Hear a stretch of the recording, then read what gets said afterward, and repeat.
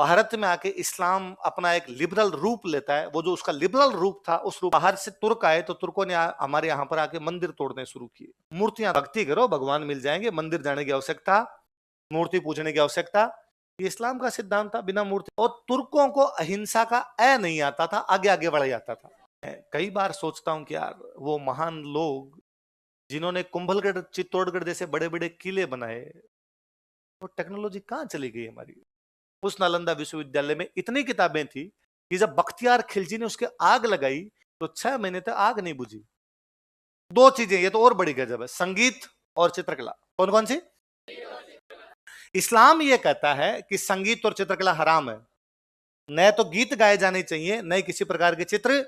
इसलिए भारत से बाहर जब तक मुसलमान थे वो ना तो गीत गाते थे, ना ही किसी प्रकार के चित्र बनाया करते थे। लेकिन जब भारत आए और यहां आने के बाद देखा कि शाम को मंदिर में हरे रामा हरे कृष्णा झुक झुक के अपने वाले गीत गा रहे थे। उन्होंने पूछा, भाई ये तुम यूं हिल हिल के क्या करते रहते हो? हमने कहा, ये भगवान के पास जाने का तरीका है। ये फ्रीक्वेंसी मैच होती है हमारी और हम डायरेक्ट भगवान के पास चले जाते हैं। भारत के अंदर एक नई विचारधारा शुरू होती है, सूफीज्म। क्या शुरू होती है? सूफीज्म पूरा कव्वालियों पर है। आप किसी भी सूफी संत की दरगाह पे चले जाइए, आज भी हिल हिल के गीत गाते हुए लोग मिलेंगे आपको। भर दे झोली मेरी ये मोहम्मद, जाए ना दर से तेरे कोई खाली, मौला मेरे, सब जगह गाए जा रहे हैं। ये केवल भारत में, भारत के अलावा कहीं भी। तो संगीत, और बाद में तो आप देखिए कि आज भी भारत के ज्यादातर अच्छे संगीतकार देखिए मुसलमान है। एक बार यहां शुरू हुए, फिर पता चला कि अल्लाह ने सबसे खूबसूरत कंठ मुसलमानों को दिए हैं, इसलिए बाद में खूब सारे गीत गाए गए। ये का ये चित्रकला सल्तनत काल में तुर्कों के राज में चित्र बने ही नहीं। अकबर के टाइम में जाकर बाद में चित्र शुरू हुए, लेकिन फिर भी थोड़े थोड़े चित्र बनने शुरू हुए। तो उसमें चित्र जो भी बनते उनमें हिंदू विशेषता भी होती, कैसी विशेषता होती? मुस्लिम। तो एक नई कल्चर है, उस कल्चर का नाम क्या था? Indo Islamic. उसमें दोनों विशेषता थी, हिंदू और मुसलमान। उसके प्रभाव कहां कहां दिखाई दिए? साहित्य, स्थापत्य कला, संगीत और आई बात सुन, कल्चर पे प्रभाव पड़ा। तो एक जगह प्रभाव और है, धर्म। कहां पर आया?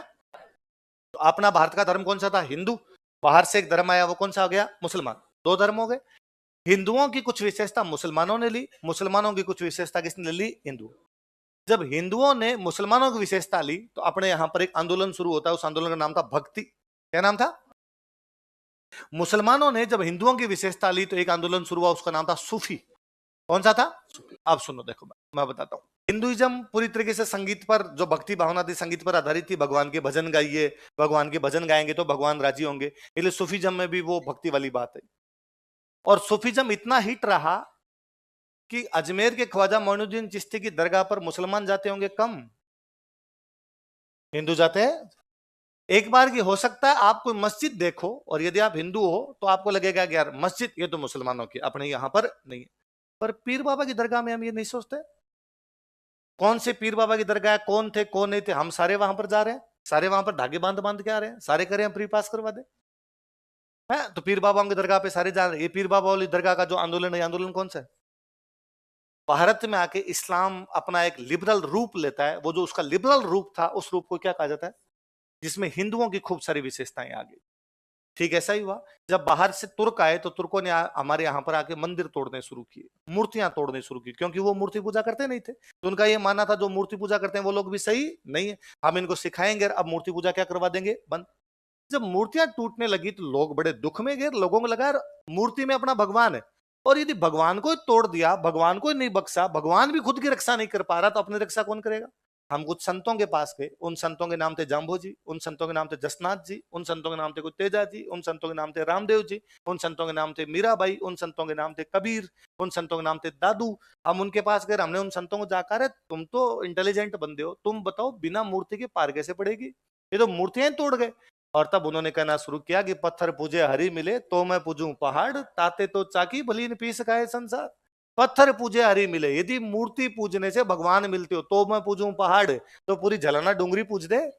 ताते तो चाकी भली, उससे अच्छा तो पत्थर की चाकी है। पीस खाए संसार, कम से कम आटा पीस के तो खा लेते हैं। मूर्ति में भगवान है, घट घट में भगवान है, कण कण में भगवान है। इसलिए भगवान की भक्ति के लिए आपको मंदिर जाने की आवश्यकता नहीं है, पंडित जी की आवश्यकता नहीं है, दान दक्षिणा की आवश्यकता नहीं है, मूर्ति की आवश्यकता नहीं है।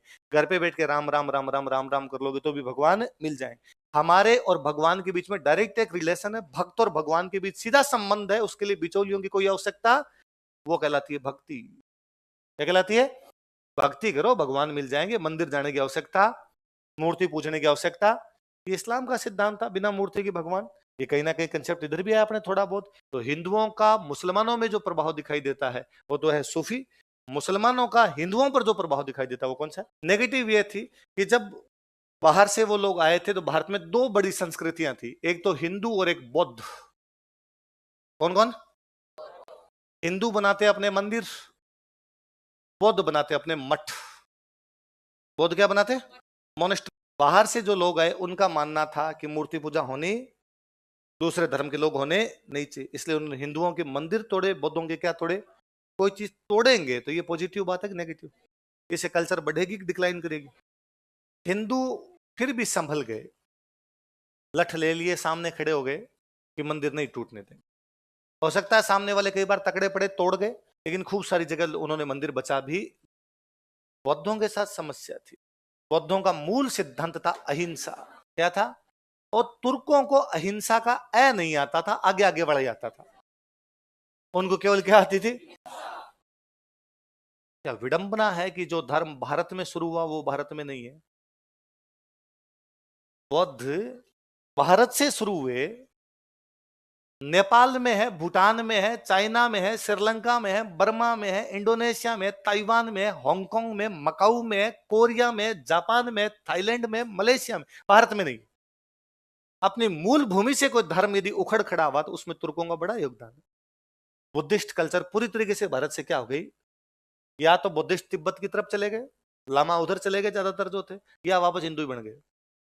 इधर ही आ गए कि बात ठीक है, इन वाले में आ जाते हैं, इधर अपने वाले में सीधी सीधी पार उनकी पड़े, तो भारत के अंदर बौद्ध नहीं बचे बाद इसका। हालांकि मुझे एक बड़ा ये भी लगता है कि उधर से जो लोग आ रहे थे, बाहर अरब से जो लोग आ रहे थे, वो भारत तक आए, मंदिर वंदिर तोड़ते हुए आए, बीच में जो कल्चर आई वो सारी मिट गई। अफगानिस्तान पूरी टाइम में किसी टाइम में बुद्धिस्ट था, खत्म ही हो गया, लड़ नहीं पाए, खत्म हो गई पूरी तरीके से। पाकिस्तान का एक बड़ा हिस्सा उधर चला गया, भारत में लोग लड़ लिए, भारत में लोग लठ लेके खड़े हो गए, इसलिए भारत में पूरी तरीके से सिस्टम चेंज नहीं हुआ। और भारत में इतना मुकाबला करना पड़ा उस बाहर वाली ताकत को कि वो भारत में ही रह गए, आगे नहीं जा पाए, इसलिए आगे वालों की कल्चर साबुत है। यदि भारत नहीं लड़ता ना तो आगे वाले और जाते। तो इन आगे वालों को, बर्मा को, हांगकांग को, जापान को, इनको भारत के पग धो धो के पी लेना चाहिए कि तुम्हारी यदि कल्चर बनी रही ना, उसमें एक योगदान हमारा है कि हमने यही रोक राख लिया, वो जो भी आंधी उधर से आई हुई थी उस आंधी को आगे जाने नहीं दिया, इसलिए उनकी कल्चर बचबुचा गई, यहाँ पर ही आगे रड़म रप्पा जो होना था वो खत्म हो गया। एक और गजब का नुकसान जो हुआ वो ये हुआ कि जब मंदिर तोड़े गए या मठ तोड़े गए, तो मंदिर और मठ हमारे लिए केवल पूजा का केंद्र नहीं थे। ये नहीं थे कि हम उनमें जाके अगरबत्तियां कर रहे थे, वो हमारी स्कूल्स थी, वो हमारे विश्वविद्यालय थे, वो उस समय के हमारे कॉलेज थे, पंडित जी उनमें बैठते थे। पंडित का मतलब ही विद्वान है। आज भले ही हम किसी जाति से जोड़ देते हैं, बाकी नॉर्मली पंडित का मतलब क्या है? पोथी पढ़ पढ़ जग मुआन पंडित भयानक कोई, इसका मतलब पोथी पढ़ने से पंडित बनता है। तो पंडित का मतलब क्या हुआ? विद्वान व्यक्ति। तो विद्वान लोग थे, वो पढ़ाया करते थे। जब मंदिर टूटे तो हमारा वो एजुकेशन सिस्टम जो था ना, वो पूरी तरीके से कोलैप्स कर गया। आप किसी भी देश में कुछ भी खत्म कर दो, उस देश की संस्कृति नहीं मरेगी, पर यदि उस देश का एजुकेशन सिस्टम समाप्त कर दोगे तो उसकी संस्कृति अपने आप ही क्या हो जाएगी। मैं कई बार सोचता हूं कि यार वो महान लोग जिन्होंने कुंभलगढ़, चित्तौड़गढ़ जैसे बड़े बड़े किले बनाए, वो टेक्नोलॉजी कहां चली गई हमारी?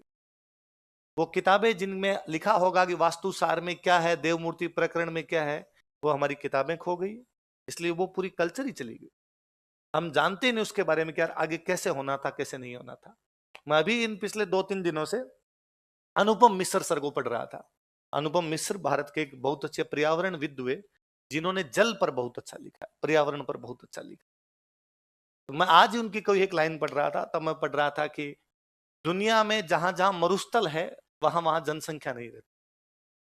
अपवाद है राजस्थान, ये मरुस्थल है फिर भी एक बड़ी जनसंख्या वहां पर रहती। क्या कारण है कि जहां मरुस्थल होता है वहां जनसंख्या नहीं रहती? की पानी। मनुष्य की बेसिक नीड क्या है? पानी। और जब पानी नहीं होगा तो वहां पर लोग कैसे रहेंगे? पर हमारे लोग ऐसे थे जिन्होंने उस समय पानी के सोर्स बना लिए। हम जो परसों बात कर रहे थे कि राजस्थान के गांव गिनिए, इंटू 3 कीजिए, उतने हमने क्या बना लिए, वो टेक्नोलॉजी पूरी समाप्त हो गई। अब हम जानते ही नहीं कि तालाब कैसे बनाया जाता है। मैं वो बुक पढ़ रहा था, अनुपम मिश्र सर की बुक, कभी आप भी समय मिले तो पढ़ना, आज भी खड़े हैं तालाब, आज भी खड़े हैं। तो उसमें वो लिख रहे थे कि यार उस तालाब को बनाने के लिए कोई ज्यादा नाप जोख की आवश्यकता नहीं थी। कुछ अभ्यस्त आंखें, कुछ अभ्यस्त हाथ, एक लंबे समय की प्रैक्टिस के बाद, एक लंबे समय के एक्सपीरियंस के बाद वो लोग बता दिया करते थे यार यहां पानी का ढलान सही है और यहां बना लिया जाए, यहां पानी मीठा निकल जाएगा। अभी भी गांव में खूब सारे लोग हैं जो ये बता देते हैं कि यार यहां कुआं खोदो, यहां पानी मीठा निकलेगा। अब हम कहते हैं इनको बहाव आते हैं, इनको बहाव आते हैं, इनमें देवता थे, वो एक्सपीरियंस है उनका, लंबे लंबे समय का जेनेटिक है हमारे अंदर, कि हमें पता चलता है कि यार ऐसा ऐसा कुछ जमीन है उसके अंदर ये सब हो जाएगा। क्योंकि हम बहुत इस मामले में नंबर लोग थे, हमने हमारी हर सफलता का श्रेय भगवान को दिया। इसलिए यदि मुझे पता चलता है कि यहाँ पानी मीठा है तो भी मैंने कहा कि मैं कौन हूं करने वाला, ये सब ऊपर वाला करवा रहा है। बाबू जी महाराज की, तेजाजी महाराज की, रामदेव जी महाराज की छाया आती है और वो मेरे को बताते हैं यहाँ पर पानी मीठा है, यहाँ पर नहीं, है ना। हम उन देवताओं से दौड़ लेते हैं या देवताओं से शक्ति प्राप्त करके वो बताते होंगे हम, पर पता तो चलता है ना। आज भी जब पता चल रहा है तो पहले तो खूब सारे लोगों को पता चलता है। और आज भी आप तो पुराने तालाब देखिए जाके, आप राजसमंद झील यदि 500 साल के बाद आज भी पड़ी है, जयसमंद झील इतने सालों के बाद आज भी पड़ी है, कुंभलगढ़ का किला कौन कब बनवा के गया हमें नहीं पता, पर दीवारें टूटने का नाम नहीं ले रही। हम कितना ही अच्छा मकान बना लेते हैं, तीसरे साल पपड़ियां उतरती है और हम कहते हैं सीलन आ गई। इसमें क्यों आ गई भाई सीलन, उनमें तो नहीं आ रही। वो हमारी जो शिक्षा की पद्धति थी वो मिडेवल पूरी खा गया। वो बीच वाले टाइम के अंदर हमारे उन आक्रमणों के अंदर कहां चली गई हमें कुछ भी पता, बीच में वाले में चली गई। अंग्रेजों ने आगे वापस संभालने की कोशिश की तो उन्होंने अपनी लगा दी, पीछे वाली पता नहीं थी, अपने वाले लगा गए, हम फिर वो खिचड़ी बन के रह गए। इसलिए हमारा जो कोई शहर है, उस शहर में बीच में कहीं कोई तालाब रहा होगा, धीरे धीरे वो तालाब, हम पहले हर साल उस तालाब की सफाई करते होंगे, धीरे धीरे उस तालाब की सफाई करनी हमने बंद कर दी, तो तालाब भर गया, भर गया तो उसके ऊपर हमने मकान बना लिए, उसके ऊपर हमने बिल्डिंग्स खड़ी कर ली। अब हम कहते हैं कि शहर में वर्षा के दिनों में पानी भर जाता है, अरे वो तालाब था, पानी आएगा वहां, किसी भी प्रकार से पानी रुकेगा। जमीन की ढाल तो वही है, आप जमीन की ढाल कैसे खत्म कर दोगे। पहले यहां पर पानी इकट्ठा होता था, फिर मैंने कहा कि इसको जहां पर ये पानी इकट्ठा होता वहां पे तालाब था, मैंने कहा इसमें मिट्टी डालो और मिट्टी डाल के इस पे एक बिल्डिंग बना दो, मैंने बिल्डिंग बना दी। पर पानी का प्रवाह तो यही रहेगा, फ्लो कैसे तोड़ दूंगा मैं पानी का। बारिश कम हुई तो चूंकि पानी का प्रवाह भी कम होने लग गया, पानी का प्रवाह कम होने लग गया तो हमें लगा ठीक है थोड़ा बहुत पानी बरसात के दिनों में था हम निकाल देंगे। बाड़मेर में एक साल बाढ़ आ गई, बहा के ले गया सब कुछ, क्योंकि पानी अपना मार्ग कभी नहीं भूलता, वो अपना मार्ग जानता है, वो 1000 साल बाद में भी आएगा तो उसी मार्ग से आएगा, दूसरे मार्ग से नहीं आएगा। आपने मकान बना लिए थे, आपने उसका रास्ता रोक लिया, तो उसने कहा रास्ता नहीं रोकने दूंगा मैं, मेरे रास्ते में जो आएगा मैं उखाड़ फेंकूंगा उनको। एजुकेशन सिस्टम पूरा स्पॉइल कर दिया गया हमारा। तो ये जो हम कहते हैं कि अजमेर में एक संस्कृत पाठशाला थी, उसका नाम था सरस्वती कंठाभरण, तोड़ दी गई, एजुकेशन ही तो खत्म हुई है। हम मैं आगे पढ़ाऊंगा तब हम पढ़ेंगे, जालोर में जगह भीनमाल यूनिवर्सिटी थी उस टाइम, यहाँ की यूनिवर्सिटियां खत्म की है। हम पढ़ेंगे धारा नगरी, धारा नगरी पढ़ेंगे हम, कि आपके मालवा के अंदर धारा नगरी नाम की जगह है, वहां पर सरस्वती पाठशाला हुआ करती थी, वो तोड़ दी गई थी। और बड़ा सा उदाहरण, ये नाम आपने नहीं भी सुन, नालंदा।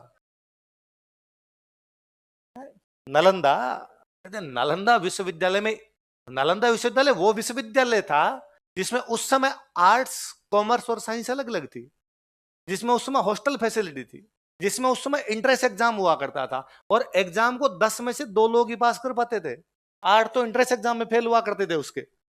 उस नालंदा विश्वविद्यालय में तिब्बत से, बर्मा से, मलेशिया से, इंडोनेशिया से, बाहर से लोग पढ़ने के लिए आते थे। उस नालंदा विश्वविद्यालय में इतनी किताबें थी कि जब बख्तियार खिलजी ने उसके आग लगाई तो 6 महीने तक आग नहीं बुझी, 6 महीने तक वो धुक धुक करता रहा था वहां पर। कितनी ज्ञान की कितनी सारी किताबें समाप्त कर दी होगी, उस ज्ञान को हम कंटिन्यू नहीं कर पाए। हमारी शिक्षा व्यवस्था का पूरी तरीके से क्या हो गया, पता दिया होगा पहले कभी कि लेबनन, लेबनन के सीरिया, सीरिया के लेबनन के शायद एक बहुत अच्छे फिलोसोफर हुए खलील जिब्रान, खलील जिब्रान की वो एक कहानी है कि एक बार शैतानों के राजा ने एक मीटिंग बुलाई, शैतान शैतान समझते हो, बदमाश भाई। एक देवता और दूसरे कौन है, शैतान। तो शैतानों के राजा ने एक मीटिंग बुलाई और उसने कहा कि शैतान ने कहा मैं बूढ़ा हो गया हूं, शैतानों के राजा ने कहा मैं बूढ़ा हो गया हूं, इसलिए नया राजा चुनना है। तुम सारे शैतानों में से कौन होगा जो अगला राजा बनेगा? सबने कहा मुझे बना दो, मुझे बना दो। उसने कहा नहीं भाई साहब, पहले प्रूव किया जाए तुम्हें शैतान वाली बात है कि नहीं, राजा बनने की बात है कि नहीं। कुछ ऐसा करो कि लगे कि ये काम शैतान का काम है, तो बना दूंगा। 6 महीने का टाइम है। 6 महीने बाद शैतान इकट्ठे हुए, शैतानों ने आके एक आया और उसने कहा मैंने साहब 1 लाख लोगों को मारा है, अब तो बनाओ। उसने कहा आउट, बाहर निकल। दूसरा है, उसने कहा था मैं तो छोटे छोटे बच्चों को मार के उनका खून पी गया, ये काम देखो कितना क्रूर काम किया मैंने। उसने आउट। वो तीसरा है, उसने कहा मैंने गांव के आग लगा दी थी, बच्चे बूढ़े जल रहे थे तो मुझे बड़े मजे आए। किसी ने कहा कि मैंने गर्दनें काट दी, मैंने रेप किए, मैंने लोगों को मार दिया, मैंने लोगों को बेच दिया, अलग अलग बातें बताई। उन्होंने सबको बाहर निकाला। एक शैतान है, उसने कहा कुछ बच्चे स्कूल जा रहे थे, मैंने उनको रास्ता भटका दिया। शैतानों के राजा ने कहा तुम असली शैतान हो। जो आपको पढ़ने से रोके, वो जो आपको शाम को आके भाई एक दिन में क्या बिगड़ता है यार, आज तो सैटरडे है, आज तो चिल किया ही जा सकता है, वो कौन है? आई बात समझ में? तो जो पढ़ने से रोके वो कौन है? मारने पीटने जलाने से नहीं, पढ़ाई से कोई रोक देता है आपको, एजुकेशन से रोक देता है। तुर्क इस मामले में शैतान निकला और तुर्कों ने आके अपने पूरे स्कूल तोड़ दिए। ये उस टाइम के कोरोना थे, जब कोरोना ने स्कूल बंद किया आपके, इन्होंने भी क्या कर दिए थे उस टाइम आगे सारे के सारे क्या पढ़ते रहते थे फालतू की चीजें, कोई नहीं पढ़ना। मुझे लगता है टाबर तो राजी होंगे, टाबर मजे आ गए, स्कूल जाना पड़ेगा। अरे हम लंबे सीनियरियो में जब हम देखते हैं तब लगता है कि नहीं यार, बिना एजुकेशन के कुछ भी नहीं। और किसी भी देश को जब उसके एजुकेशन से काट दिया जाए तो देश कभी भी उतनी प्रगति नहीं कर पाएगा जितनी की जानी चाहिए। तो मिडिवल हमारे लिए इस मामले में खतरनाक रहा कि एजुकेशन पूरी तरह से स्पॉइल हो गई। अंग्रेजों वाले मामले में एजुकेशन तो आई वापस, पर एक नई प्रकार की आ गई जिसमें हम अभी तक भी एडजस्ट नहीं कर पा रहे, कि उसके अंदर हमारी वाली चीजें दूसरे वाली चीजें वो मिक्स नहीं कर पा रही आपस के अंदर। हमारी जो पुरानी चीजें थी वो पुरानी पूरी तरह से कोलैप्स कर गई। उन किताबों में क्या था, आज जब वो वेद पुराण उपनिषद या उस टाइम का जो फिलोसॉफी देखते हैं तब लगता है कितने इंटेलिजेंट लोग थे जिन्होंने उस समय वो सारी बातें बता दी। आप साउथ इंडिया देखिए, कभी नॉर्थ इंडिया में देखा सारे मंदिर तोड़ दिए अपने, साउथ इंडिया में अभी तक पड़े हैं, क्योंकि नॉर्थ इतना लड़ा कि साउथ की तरफ वो गए नहीं ना। ये भी साउथ को नॉर्थ का वरदान है कि नॉर्थ खूब लड़ लिया, नॉर्थ लड़ा तो फिर उनको उधर जाने का ज्यादा मौका मिला नहीं। आप साउथ इंडिया के वो देखिए, एक पहाड़ लिया भाई। नॉर्मली हम मकान कैसे बनाते हैं, हम मकान बनाने का तरीका होता है नींव, उसमें पत्थर या उसमें ईंटें, फिर वो भर गया, फिर भरने के बाद चबूतरा, चबूतरे के ऊपर दीवारें, दीवारों के ऊपर छत, छत के ऊपर दूसरा मकान। यही तो तरीका है, नीचे से ऊपर। साउथ इंडिया के मंदिर ऊपर से नीचे है यार। क्या कैलाश खूब सारे, कि उन्होंने एक पत्थर लिया, एक पहाड़ लिया, कोई एक पहाड़ था, ये एक पहाड़, उन्होंने ऊपर से काटना शुरू किया। यहीं से इसका शिखर बनाएंगे, यहीं से इसकी दीवारें बनाएंगे, यहीं से इसका दरवाजा बनाएंगे, यहीं से इसकी मूर्ति बनाएंगे, यहीं से इसका प्रदक्षिणा पथ बनाएंगे, यहीं से इसका नीचे कोई चबूतरा बनाएंगे, यहीं से इसकी सीढ़ियां बनाएंगे। एक ही बाटा है, दूसरा कुछ ही नहीं, उसी को काट रहे हो। और कितने मजबूत बनाए कि जो एलोरा वाला मंदिर है इसको तोड़ने के लिए औरंगजेब ने सेना भेजी, सेना वापस आई और उसने कहा नहीं टूट रहा। 3 साल लगे, उसके बावजूद वो टूटा नहीं। उन्होंने वापस आकर वैसा नहीं पार पड़ रही, औरंगजेब ने कहा वाह वापस आ जाओ, नहीं पार पड़ रही तो फिर छोड़ देते हैं। भोपाल, भोपाल का नाम भोपाल इसलिए क्योंकि यहाँ पे ताल था, है ना। भोज ने ताल बनाया था, इसलिए नाम था भोजताल। क्या नाम था? भोजताल, भोजताल, भोजताल, भोजताल करते करते वो भोपाल कर गए। इसलिए आज भी बोलते हैं कि ताल में सबसे अच्छा कोई ताल है तो भोपाल है। तो वो ताल था वहां पर। होसंगसा, होसंगसा नाम पड़ता है। होसंगसा उस ताल को तुड़वाता है, बरसों लगे थे, पूरी पूरी सेना लगाई तब ताल टूटा, वरना ताल नहीं टूटता उससे। तो कितना आर्किटेक्चर था उनके पास में, क्या कैसे बना के गए होंगे, उनसे टूट नहीं रहा था। और छोड़िए, आप तो बावड़ियां देखिए, बावड़ी नॉर्मल पानी के लिए होता है। आप तो ये देख लीजिए, कभी आभानेरी जाइए, चांद बावड़ी है ना, या कभी आमेर जाइए, पन्ना मीना की बावड़ी है। उल्टी बना दी उन्होंने, उल्टा मंदिर। पर नॉर्मली मंदिर क्या होता है, ये है,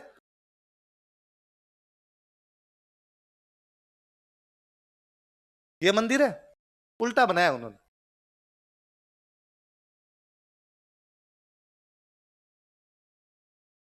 बावड़ी है, उल्टा खोद दिया। क्या टेक्नोलॉजी थी उन लोगों के पास में, कैसे कर गए वो ये सब चीजें। न तो उनकी किताबें हैं, न वो एक्सपीरियंस उनका उनके साथ ही चला गया, तो वो जो वर्बल हो सकता था वो भी समाप्त हो गया। एजुकेशन सिस्टम पूरा चेंज हो गया तो वो भी समाप्त हो गया। किताबें उनकी बची नहीं तो उनके बारे में हमें कोई भी जानकारियां। तो ये सबसे भयंकर नुकसान था कि जब एजुकेशन टूटती है तो उससे ये नुकसान। मैं एक बार लामाओं के बारे में पढ़ रहा, लामा होते हैं लामा, तिब्बत वाला लामा, कितना सच्चा कितना झूठा, पर लामाओं की कहानी थी। उस लामाओं की कहानी में था कि अंग्रेज लामाओं के ऊपर रिसर्च कर रहा है। लामा मतलब बुद्धिस्ट जो है ना, भिक्षु जो ये होते हैं, संत होते हैं तिब्बत के अंदर। तो लामा सुबह उठता है, सुबह उठ के अपना योगा वोगा करता है, मंत्र वंत्र पढ़ता है, फिर बैठ जाता है। दिन में खाना वाना खाता है, शाम को फिर थोड़ी बहुत को भगवान बुद्ध की किताबें तो पढ़ता है, अगले दिन फिर वैसा करता है। तो एक अंग्रेज ने एक दिन कहा, गिरा सारे दिन ये चोटी बढ़ा के बैठे हुए हो तुम लोग, और ये मंत्र पढ़ लेते हो, थोड़ा बहुत योगा वोगा कर लेते हो, क्या होता है इससे? तुम कोई नई दुनिया में जो चल रहा है इसके बारे में भी कुछ जानते हो क्या? तो उस लामा ने कहा, चिल कर, तुझे क्या करना है, रिसर्च करना है कर, देख जो लिखना है वो लिख ले, चला जा। अंग्रेज कई दिन बैठा रहा, तो एक दिन उस लामा ने उसका आगे ऊपर पहाड़ पे चलते हैं, उस पहाड़ पे ऊपर लेके गया। ऊपर ले जाके उसने एक बड़ा सा पत्थर पड़ा था, क्या इस पत्थर को सरका। अंग्रेज ने कहा, दिमाग खराब है, ये कोई 10-20 टन का पत्थर है, कैसे सरका सकता हूं? अरे जोर तो लगा, लगा से जोर लगाया, पूरा जोर लगा। उसने कहा तो इधर उधर हिले गए नहीं, इतना भारी पत्थर यार कैसे हिल सकता है? 1 क्विंटल का आदमी है, उसे 1 क्विंटल का दे दिया जाए तो भी सरकाने में जोर आए, तो 10-20 टन का है। उसने कहा 2 मिनट रुक। उस लामा ने 2-1 मिनट तक कोई मंत्र पढ़ा, फिर कहा अब कर इसको। उसने उठा लिया उसको पत्थर को, उसने बाद में कहा रख दे, उसने रख दिया। उसने 2 मिनट बाद में कहा अब कर, उसने कहा नहीं हो रहा। उसने लामा से पूछा कि तूने क्या किया था कि 2 मिनट के लिए मेरे हाथ में आ गया? उसने कहा मैंने ग्रेविटी खत्म कर दी इसकी। भाई गुरुत्वाकर्षण से ही तो है, तभी तो वस्तुओं में बाहर है, वो समाप्त कर देंगे तो बाहर ही नहीं है। उसने कहा मैंने मंत्र बोला यहाँ की ग्रेविटी खत्म कर दी थी। उस अंग्रेज ने कान पकड़े